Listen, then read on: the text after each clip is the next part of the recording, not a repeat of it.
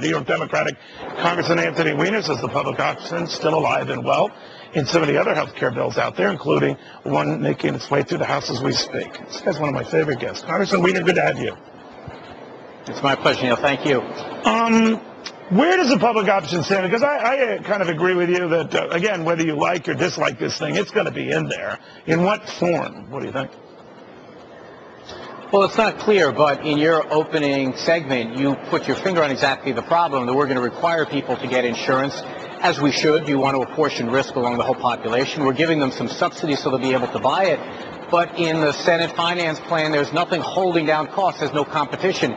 In fact, the insurance industry this weekend most bragged that they think rates are going to go up, and they're in control of that, so we should expect that they're right. I think we've yet to hear What did you think of the timing of that? What did you think of the timing of that announcement? Because I had a representative from the industry on, and I did raise that issue. It's amazing how you come up with this study that scares the bejesus out of folks just on the eve of the vote. What did you make of that? Well, as much as I have been advocating for a public plan, it was the best day that we've had, those of us who think that we need a public plan, in a long time.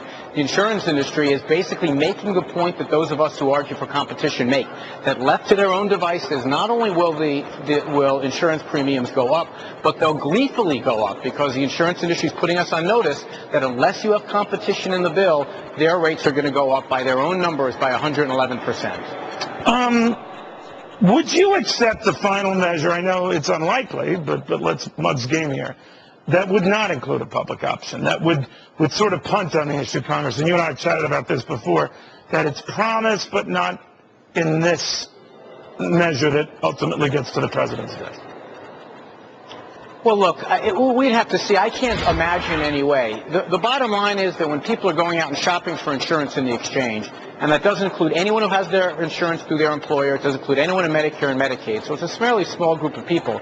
If they don't have competition from a public plan when they go out and make that purchase beginning in 2013, then this plan is not going to succeed in holding down costs, so I couldn't support it. Yeah.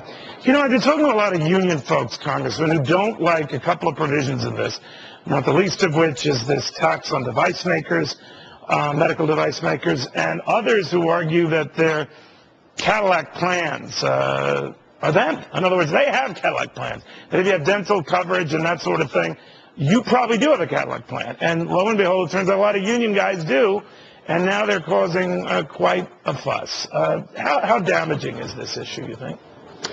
Well, you know, look, a lot of it's going to depend on where you live. Those of us who are from New York City, what was defined in early versions of the Senate bill as a Cadillac plan, and frankly was a middle-class kind of plan. I, for one, frankly, wouldn't probably be hit by it because I always choose the least expensive plan that's available to me. But this is an important thing to keep in mind here. Look, one of the problems that we're making, one of the mistakes that we're making is we're essentially trusting that the insurance industry is going to hold down rates on their own volition. I do agree that taxing plans is probably going in the wrong direction. If we want to encourage people to get those plans, we should keep the rewards in place when they do get them. So I have a similar problem that many people who are opposed to the tax on the Cadillac plan But it's going to go through with these Cadillac plan tax. They got to get the money from somewhere, and that's a big, rich target, right? It is certainly a big target, yeah. And if they craft it right, look, there are some truly super high-end plans that maybe you can find some savings from, but the way it's been defined so far, it cuts pretty close to the middle of the spectrum. Congressman, while I have you here, do you regret not running for mayor? This guy is competing against Mayor Bloomberg. He's polling pretty well. And it might be anti-Bloomberg. It might be just angst about the economy. But do you say, boy, woulda, shoulda, coulda? Well, you know, I don't kick... Coulda? Well, you know, I don't kick myself too hard when I see $68 million worth of negative ads being run by Mayor Bloomberg. Look, I had to make a decision. Do I want to be on shows like yours talking about the important issues like health care, or do I want to be home campaigning for mayor? I would be lying to you if I say I still don't want that job, but I've got the second best one here. Well, you know, agree or disagree with you. You're very passionate on the issues, Congressman, and we love having you on. Very good seeing you again. And I appreciate your having me on. All right, Congressman Anthony Weiner. Now,